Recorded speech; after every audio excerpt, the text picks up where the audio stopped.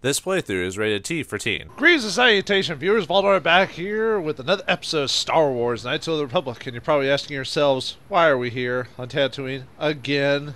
It's because we need to finish Canderous' story. And in the last episode, we finished the planet of Korriban and graduated from Sith Academy by killing our teachers. Well, that makes about as much sense for the Sith as anything else. Anyway, we survived that, got the star map, and now we can go to the Star Forge. But there's a couple things we need to do before we leave. So let's finish Canderous' storyline before we go on. You fought in the Mandalorian Wars, didn't you? We may have faced each other in combat. What battles were you in? I try not to think about my past battles too much. The horrors of war are something I'd rather not relive. The horrors of war? My people know only the glory of battle. I'm disappointed in you, Karth. I thought a warrior like you would understand. Whoa, whoa, whoa. Looks like our two warrior types apparently are on edge on each other. Well, I guess it makes sense. Yeah, I found this out while I was like running around trying to figure out how to best start the episode, and I was like, oh, apparently they do have dialogue. Just sometimes it's hard to get certain ones to catch. But anyway, Karth isn't like you, Canderous. He's awesome. Oh wait, no, not really. But we got his back because he's light side. I'm not a warrior. I'm a soldier. There's a difference. Warriors attack and conquer. They prey on the weak. Soldiers defend and protect the innocent. Mostly from warriors. Nice speech. I bet you tell yourself that every night so you can sleep. But I accept who and what I am. I don't have to justify it with words. Victory in battle is my justification. Justification through victory. So what happens when you lose? You know, like you did against us. You had us outnumbered 5-1. You had more ships, more troops, more supplies, and the Jedi on your side. And we still made the Republic tremble before we fell. Nice speech. I bet you tell yourself that every night so you can sleep. I don't want to talk about this anymore, Canderous. The war is over. You lost. Ooh, a bit touchy. Anyway, yeah, I was originally going to have this be like loaded like right before we fight Canderous' required story, but yeah, let's Good just skip hunting out there. But like I said, I wanted to show that little bit of dialogue because I think I've shown most of it. There might be like one or two character dialogues I might have missed. Like I said, I haven't really looked up like certain dialogues what are activated because most guides don't actually talk about that type of thing. It's only something that you can learn through like basically play. There probably is some person who's probably like written out the target locations for companion dialogue, but I have yet to really find it. I mean, it's not that big of a deal, but in an RPG where you can find like little reactions to characters from other characters that you don't see too regularly, you kind of want to see that because a lot of RPGs, especially Western ones, really don't utilize dialogue between the characters too often. It's weirdly enough only Japanese RPGs that tend to do that more often than not, oddly. But oh well, I mean, some Western RPGs are getting better at it. But anyway, before we go on, let me do a save really quick because we'll meet Joggy here pretty soon. We got a fight ahead of us. We got to be prepared. Gotta know where we're going. Where are you, Joggy?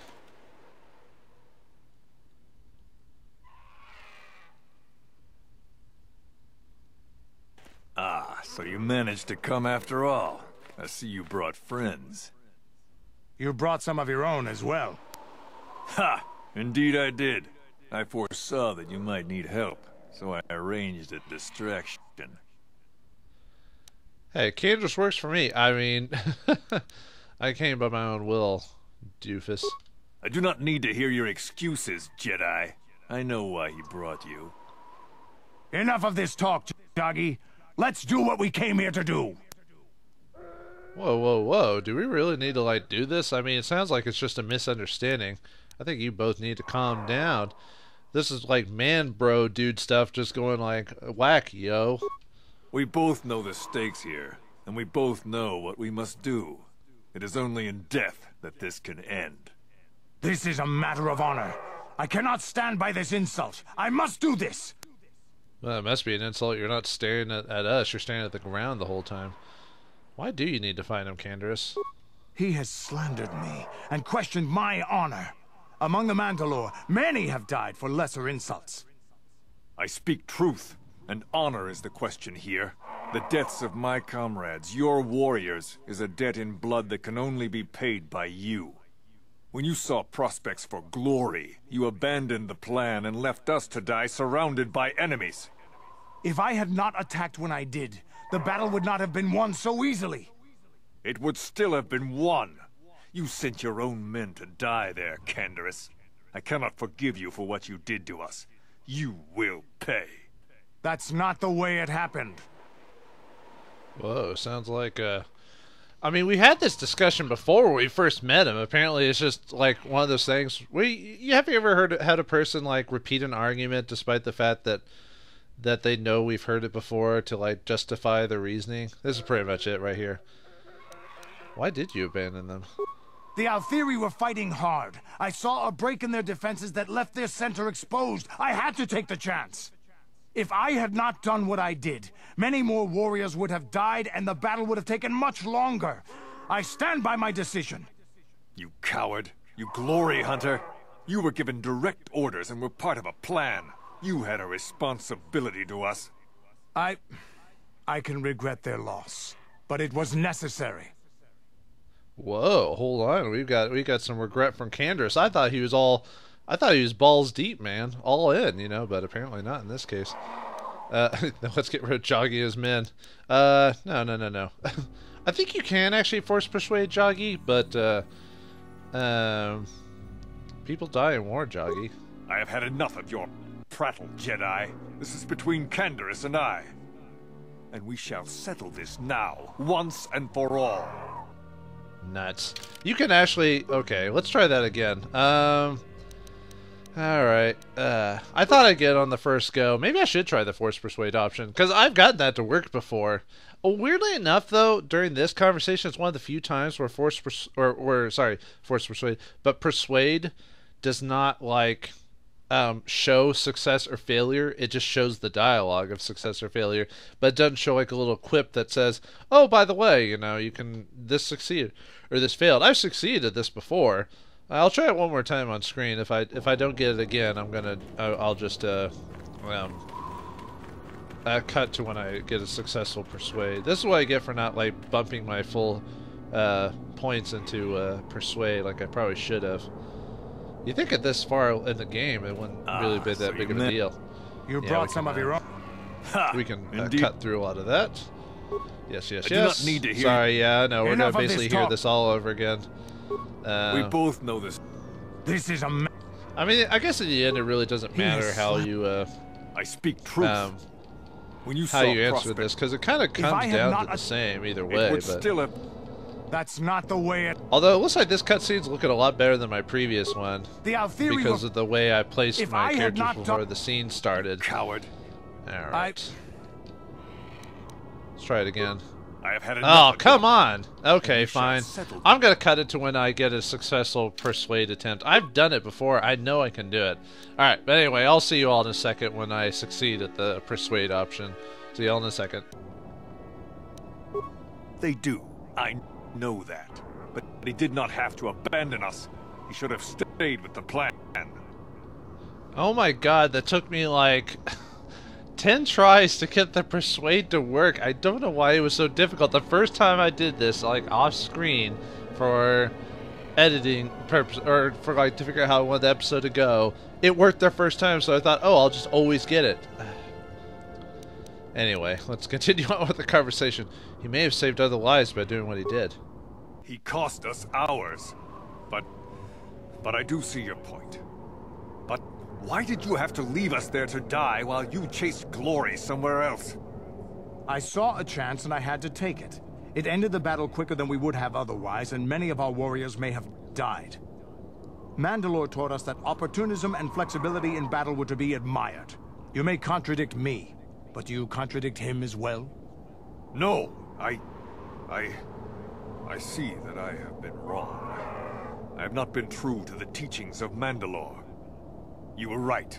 I was wrong to question your honor, but I must now cleanse mine with my life. Hey, whoa, buddy. Come on. Honor is not that big of a deal, right? Good riddance. No, don't do it, man. And so it shall be. And he kills himself. The Rhodian thugs, for whatever reason, still decide to attack us, even though, yeah, see, Joggy kills himself. Karth, are you gonna do anything, like, at all? Thanks. Okay, anyway. Ready. But yeah, I don't know why the Rhodians decided to attack us anyway. Yeah, I just wanted to do the persuasive route, despite it not giving us light side or dark side options, but whatever. Anyway, there. Like I said, I probably did the more annoying way to do it because he dies either way. By convincing him. As far as I know, there's no way for Joggy to survive that. I thought Joggy dropped something when he kills himself. Like, although last time he did, all he dropped was an ion grenade. So, oh well. Man, sorry what happened, Canderous. Do you have anything to say about that? I think this has affected me in ways I didn't anticipate. I think I'll need time to sort things out. Thanks for what you did.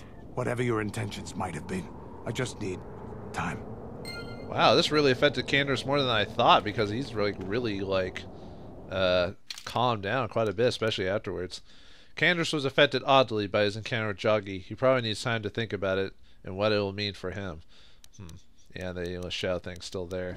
Alright, well that's all we have to do here. Let's go back. This should be, well, okay, that's not the final time to be here, but it's final for purposes of anything story-wise. The only other reason we'll have to come back here is if you want to get that final mission objective for turning in the crate pearl for the Ant people, which I'll only do that when I finally get the final Jedi crystal upgrade. I've gotten one of them for my lights by getting that light side gem that I got from that one lady. Which, oh, I forgot to show off what my weapon is now when I added that to it. 4 to 22, 1 to 8 to dark side, +3 physical, +6 attack modifier, and it's restricted to the light side because I have that. But man, look at that damage! Ooh boy. Anyway, the only other reason to go to Tatooine now is if you have extra money, buy some of the equipment from this dude. Finally, yeah, remember this guy from a long time ago?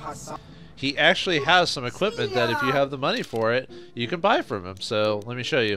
Here we go. Usanis's brand. This is the best, other than using the weapon from Naga Sadow, which is a good second weapon. Or not Naga Sadow. What was it? What was the name of the dude now? Anyway, the double blade weapon by one of the Sith Lords that we got earlier is a good alternative, but if you have the money, Usanis's brand is the best weapon for Zalbar here. 48 physical, +5 against droids, which ain't important to us. Actually, maybe for the finale, but +2 to hit, and it's upgradable, so that's the big part. Usanis was the most famous of Achani warriors, fighting against oppression and villainy until encountering Darth Revan. Discovering that Revan had killed an Achani senator, Usanis attempted to tell authorities, but fell to the powers of the Sith Lord despite his own impressive abilities, and the cortosis weave inherent in all Achani vibro braids. So yeah, this is the best weapon for Zalbar if you have the money. About 8,000, so might be able to afford it. The Jamo Hogra's Carbine, this is the best rifle for HK-47, mainly because the stats themselves are okay, but it's because it's upgradable. This was the weapon of the mercenary Jamo Hogra and was supposed to protect him against the many enemies he earned in his lifetime. Hogra's skills didn't match its potential, however. And there is another item here. Here we go. The Karakan gauntlets. These heavy gauntlets created by the isolationist Karakan are almost a complete medical computer in themselves. They constantly monitor and adjust the nervous impulses and blood pressure and tension through the wearer's hands. The resulting increase in stability and overall system integrity have many benefits. In that glove, I'm just checking to make sure of anything else.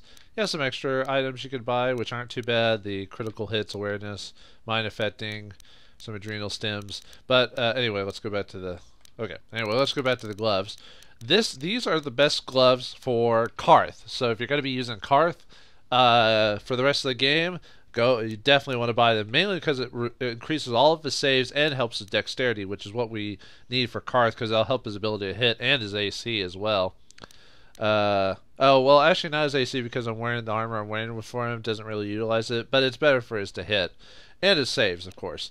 Which, the best party in the game, really, for the end is probably Zalbar and Karth, so you probably do want to stop by this guy and buy the Usanis blade and the gloves, but I'm going to do that off-screen because we haven't found the best place in the game to sell off our inventory yet. But now that we finished another planet, before we go on with the plot, let's check back in with all of our companions and see if they have any new dialogue. I think for the most part everyone's good except for like Jolie and like Juhani, but I think everyone else's stories are pretty much done because we finished Karth's. We finished Karth's on Korriban with the son Dustil, and we finished Canderous by going back to Tatooine and defeat his thing there. But let's do a quick round just to make sure everyone's good. Hey there, what can I do for you? Let's see. We already talked about Revan. We already talked about her brother. Can make me a security spike problem. if you want. Just so happy. Anything else you need? Oh yeah, I haven't talked about how the best way to make money in this game is. Well, I'll show you eventually when we actually get to the point. I mean, obviously, could have shown you earlier, but oh well. Anyway, see, HK, I think you're good, right? Statement. HK-47 is ready to serve, Master. Let's see. Don't have to call me Master. No, that'll be it. As Okay. you Yeah, we're pretty much done with HK's story. Canderous. Yeah, what do you want? You want to talk about what happened with Joggy? What are your thoughts now? This thing with Joggy, I don't know. Give me some time and I'll be able to sort this out on my own. Is there something else you wanted? I might have to go to another planet or something like that for him to reset that, but that's fine. Okay. Let's ask him about the time he worked for Davik. Let's see if he's got any more stories to tell. Working for Davik was like driving a spike through the side of your head. Sure, you got something new in there, but in the end, you've lost something as well. Beating up people who wouldn't or couldn't pay, strong-arming his competitors, killing who he said. It was busy work, nothing decent. So, you were... and now that's the way things should be. No. You were an assassin? Assassin, mercenary. Those are names people give guys like me who do the killing to make us seem better or worse in their eyes. I've killed many people. I can't say I'm proud of it, but I have. Criminals, competitors, businessmen, police, women, children. Jedi were a better challenge, but they hardly ever poked around in the Undercity. Until you came along. But I never wanted to challenge you. Never felt the need. Maybe I knew I couldn't win. Just like all those years ago. Oh yeah, because we're Revan. A wise decision. You know I'd have beaten you again. No. Yeah, probably. You probably would have beaten me again. Maybe you would have. But you're not who you were back then. I can tell. You've changed. And maybe I have to. I remember a time when I could do anything I wanted. Kill, maim, murder. It was all the same to me. But now that I am older, I can look back and regret. Uh-oh. Watch out, Canderous. Your wuss is showing. I mean, regret in the Mandalorian is becoming. I regret to tell you that I never regret anything. Wow. Regret in the Mandalorian is unbecoming. In a Mandalorian. I'm not even sure what that is anymore. The Mandalorian are gone, defeated by the Republic, and swept away by time. I look back and regret all the chances I had as a warrior, and then all the chances I've had since then. I shouldn't be getting like this. Not when so many other things are happening, but... It feels like something has changed inside, and I don't know what it is. This is unbecoming a warrior. Let's get on with everything before I start getting sentimental or something. Is there something else you want to know? There's something in my heart. It feels weird. No, there's something in my chest that feels like a bump. That's your heart, Canderous. What? I don't have one. Man, I ruined that joke. Oh, well. But yeah, I was trying to do the Burns Mr. Smithers joke, but wah, wah, wah, I messed it up. Okay, before we talk to everyone else, remember that one mission about the guy saying, like, he wanted his spice? Well, we can finally open up this compartment. It's been locked for the longest time with a code, but if we enter Red 47, we can open it. The hidden compartment is now unlocked, which will finish that quest on Korriban if you want to. You do get dark side points for it because we get spice. from it. Yeah, spice is basically the crack or cocaine or basically any addictive substance you can think of. Basically, that's what it is in the Star Wars universe. Let's read it, shall we? Let's find it. Where is it? There it is, spice. The term spice has come to describe a wide variety of stimulants mined on a number of worlds, but the highly coveted glitter stem found on Kessel is by far the most precious. I really wish I had the voice of the announcer from the guy who did the Mass Effect codex. Oh well. Anyway, now that we've gotten the red, we can. You've discovered a stash of spice inside the secret compartment on the Ebon Hawk. You will have to deliver it to the Lurs on Korriban if you want to get paid for it. I believe you get dark side points for doing that, by the way. Just keep that in mind. Got something on your mind, dude? Hey, Jolie, got any more old man ramblings you want to tell us about? If you like Kashyyyk so much, why'd you want to leave? Are we back to that again? Yep. If I find it hard to believe you left the Wookiees just for some adventure. I want a reason why I shouldn't just drop you off somewhere. Oh, mean version of the main character. You are so funny. What's the best way for me to approach this? Perhaps it's time for a little story. Oh god, no. Oh no, not in a story. I love the basic response for that. Couldn't you just answer the question for once? Forget I asked anything, refuse to listen. Oh man, even the good guy version of our character is tired of Jolie. Oh no, not another story. You just keep quiet there, you. I've had to put up with all your busybody questions, haven't I? Well, now you'll listen to a story, damn it. Now, where was I? Oh, yes, the story. You almost made me forget about it. Nice try, but I'm not that old just yet. Now then, a young man sees a terribly venomous snake in his small village. Nervous, he watches the snake carefully until it leaves. The young man follows the snake into the forest. He clears the branches out of its path and helps it over obstacles. He even works to keep it fed. This is a very long story, Jolie. Shush! Many nights pass, and still the young man continues to follow the snake. He even follows it into the sands of the great desert. In the desert, the snake eventually grows hungry. It turns and bites the young man, its poison quickly working its way into his system. Finally, curious, the snake looks at the boy as he lays dying and asks, "Why were you foolish enough to follow me all the way out into the desert?" The boy looks back and replies, "Did I follow you? I thought I was leading you away from everyone else." And then he died. Am I supposed to be the snake? Did that story have a point, Jolie? Am I supposed to be the snake? Well, now, that's what I wanted to see for myself. Uh-huh, so you thought maybe I was a threat. That's a long way to come just to risk dying. I'm not a snake, I can assure you of that. You're saying you're frightened of me? And what's your judgment so far? That's a long way to come for just to risk dying. I've come a long way as it is. And I'm going to die anyway, so that doesn't bother me in the least. I've told you before that you have a destiny before you. This does not mean, however, that your future is already written. They are not the same thing. You have the choice of which direction you take your destiny in. More than engine-sucking Andor, certainly, but even he had a choice. So far, you've chosen to take the lighter path. Can you stay that course, even through the challenges ahead? We'll have to wait and see. I'm not here to judge you or tell you which path to take. I'm here ready to offer you my help, should you ask for it. I do that because I think it's important. More important than remaining in my home and pretending the galaxy doesn't exist. That's why I'm here. You're not here to judge me, huh? I think that's a little white lie, but I don't need you really. You're wasting your time. Oh, that's kind of mean. I prefer you were safe elsewhere. No, thank you, Julie. I'm glad you came. I'm rather glad I came too, really. You're a fine young lad. I hope things turn out well for you. Now then, I've chatted enough for one lifetime. Let's get this show on the road, shall we? Yeah, despite the fact I make fun of Jolie, he's a good character. Anyway, oops.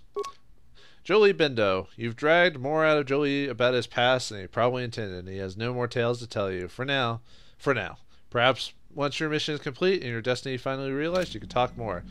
that well, basically it's done. We're done with Jolie for the, well, for story purposes, other than random commentary from the plot. But anyway, Johnny, do you have anything new to say? How may I be of assistance to you, Padawan?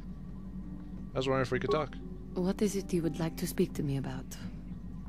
Tell me more about your past. Well, I mentioned before that my parents had fled to Taris. Perhaps I can tell you about that. Please do. Oh. Yeah, please do. In the early days of the Mandalorian War, there had been fighting closer to the Outer Rim worlds. Near the world your species comes from? KotOR was there, yes. My people had a great reputation as warriors, and that appealed to the Mandalore version of honor. They sought to test themselves against us, I think. Test themselves by bombing our world, slaughtering my people while they slept or while they ran.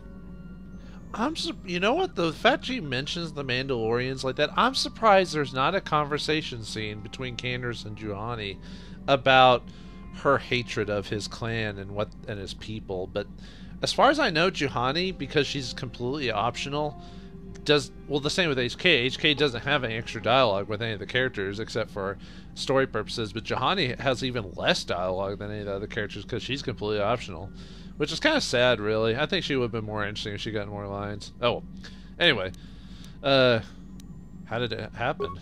They swooped down from space across the world, firing at anything that moved. They used ships in space to destroy all orbital facilities and bombard the surface. We did resist, and in spite of their violent attack, we did stave them off for quite a while. But in the end, we were doomed. Why the Republic? The Jedi could have helped? No. That's what you get for being unprepared. Why did the Republic not help you? We were not members of the Republic. KotOR was beyond the edge of the Republic, in the Outer Rim. And besides, they could not have known. Our interstellar communications were the first things the Mandalores hit. All other short-range communicators were jammed. We were on our own. We knew what was coming. We had fought the Mandalorians in the first war against Exar Kun and the Sith. We knew there would be no mercy for us. The most we could do was pack the few of our people who survived onto what few ships remained and send them off into space as fast as they could. Most did not make it. So, kind of like KotOR Superman? Are you KotOR Superman? Because that would be awesome. Oh, I mean, what about your family? My parents carried me as a baby with them, and were lucky enough to escape. They fled as far as they were able, and eventually settled on Taris. They could stand running no further, I think. But Taris was a horrible choice.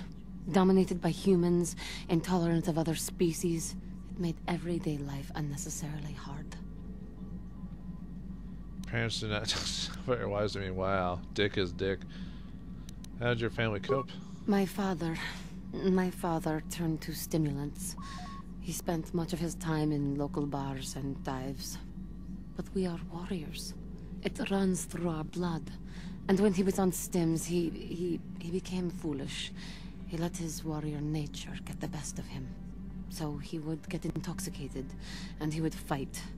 And finally, one day, he would die. He died? Killed by a man who provoked him into a fight and killed him like an animal. I am sorry. I cannot talk about this any longer right now. I'm sorry, Juhani. Oh, no more extra dialogue? Oops. Let's see. See if she's got any more dialogue before we call it an episode, I think. I was wondering if we could talk some more. What is it you would like to speak to me? What happened after your father died? After my father died, my mother was left to support me alone. A single non-human woman, living in one of the worst, most violent slums on Taris. It was not easy for her. That must have sucked really hard. Well, how so? When my father was killed, it seemed that something in her began to die as well. She worked as hard as she was able. But over time, she began to waste away. I later learned that she was unable to get enough money to feed both of us, and had to start borrowing from the exchange, a band of cutthroats and smugglers. But even that was not enough. She hid what she was doing from me. She gave most of her food to me so that I would be strong, but she herself was suffering deeply from it. In the end, she could go on no longer, and collapsed at the cantina where she worked one day. Oh man, that's one way to go out. Both your parent, one gets slaughtered like a pig, and then the other one just dies of exhaustion. Did she die? She never recovered. There was nothing really that I could do for her. She left me no money, and no doctor would see her without being paid first.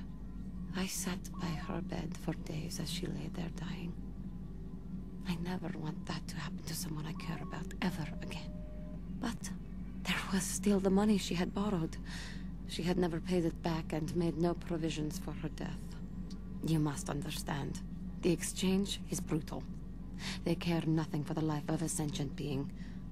They are the major suppliers of slaves on Terrace. Well, except Terrace is now gone, so that we fixed that problem? You were enslaved? They thought it would be appropriate that, with my mother owing them money, the debt should be passed on to me. And with no way to pay, they took me by force. You have no idea what it is like to be bound like a beast and treated as such. It was the worst time of my life. They treated me like livestock. They were waiting for a buyer to give them some credits for me when the Jedi came to fight the Mandalorians. And they freed you? The Jedi could not abide by what they saw there, and drove the exchange from the face of the world, freeing those of us imprisoned there. But the Jedi soon left to fight their war, and I was left with a dream. What was that dream? I swore that I would become a Jedi. As soon as I had enough money to do it, I bought passage on a freighter headed for Dantooine. And we both know what has happened since then. In an alternate reality, you get slaughtered. I mean... Juhani. I am grateful to you for having given me the opportunity to fulfill my dream, rather than become what I hated. Someday, I may make it up to you. But for now, let us keep on the task at hand. Well, I guess with that little bit of a downer, I think we should call that an episode. Thanks, Juhani. We were in such a good mood, and now I feel bad. Well, looks like there's, I think we might talk to Canderous again or Juhani, but for the most part, we're done with our companion dialogues. So, in the next episode of Star Wars Knights of the Old Republic, we'll figure out where the star map goes, head towards it, and see if we can save the galaxy and Bastila in the process. Can we do it? Find out in the next episode. Thanks for watching, hope you enjoyed, and I'll see you next time. And may the Force be with you.